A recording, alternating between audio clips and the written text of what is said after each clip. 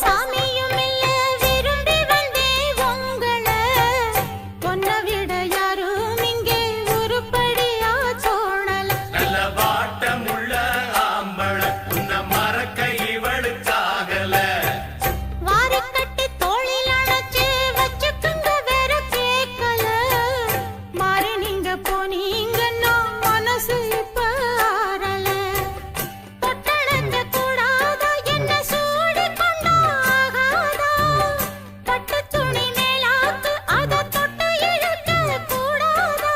உள்ளதையெல்லாம் சொல்லி முடிச்சேன் நல்ல முடிவு சொல்லுங்க மச்சான் இன்னமும் சொல்லணுமா என்ன